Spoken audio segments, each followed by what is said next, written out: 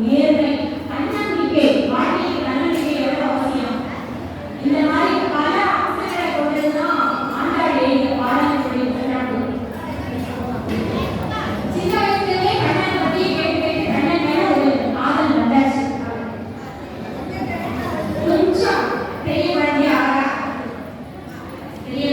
போது அப்பாவுக்கு உதவி செய்யணும்னு தோணும் இல்லையா? நமக்கெல்லாம் தோணுது. அது மாதிரி அவர் பூக்களெல்லாம் வச்சு கொண்டு வச்ச உடனே இவள் வந்து பூ மாலை கட்டி வெளியே அந்த மூங்கில் பூக்குடையை வச்சுக்கிறார். அவர் அதை எடுத்து போய் பத்திரசாயி பெருமாளுக்கு சாப்பிட்டு வழக்கம். ஒரு நாள் இவன் பூவெல்லாம் தொடுமா அப்படின்னு சொல்லிட்டு வெளியே போயிட்டார். திரும்பி வந்து பார்க்கும்போது ஆண்டாள் அந்த மாலை எடுத்து போட்டுட்டார். என்ன காரியம் பண்ணின? சின்ன வயசுலேருந்தே உனக்கு எவ்வளவு நல்ல கதைகள், எவ்வளவு பக்தியை ஊட்டியிருக்கேன், நீ இப்படி பண்ணலாமா? பெருமாளுக்கு சாப்பிட வேண்டிய மாலையை முகர்ந்து பார்ப்பதே பாவம். நீ சூடி பார்த்துட்டியே, அதை எப்படி நான் கொண்டு போய் பெருமாளை எப்படி சாப்பிட முடியும்? அவர் என்ன கோச்சு மாட்டாரா? அப்படியே பாவம் இல்லையா அப்படின்னு கேட்டாரா? எதுவுமே சொல்ல தெரியாம ஆண்டாள் ஒதுங்கி இருந்துட்டான். அன்னி பூ வச்சு புது போச்சு.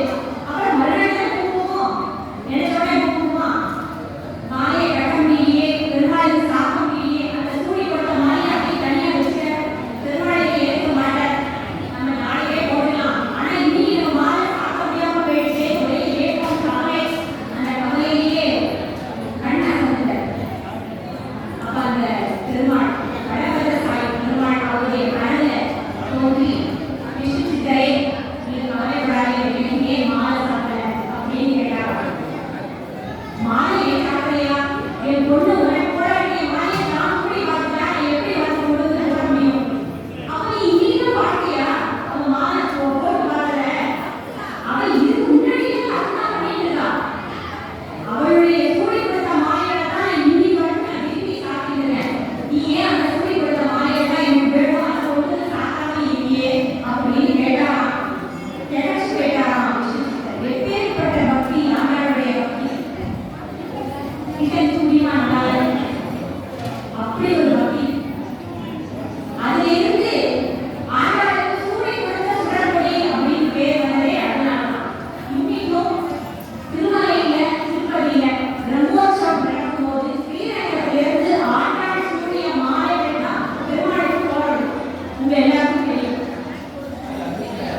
ஆண்டாள் அந்த திருப்பாவை நோக்கு அந்த இடத்துல குழந்தைக்கு கல்யாண வயசு வந்தாச்சு.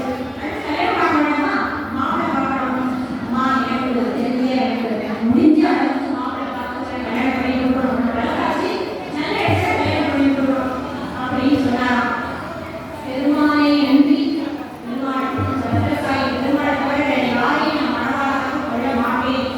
எனக்கு வேற யாரும் மாப்பிள்ளையே கிடையாது அப்படின்னு பாவை நோன்பு இருந்துதான். அந்த பாவை நோன்பு தான் இந்த திருப்பாவையில கிடையாது.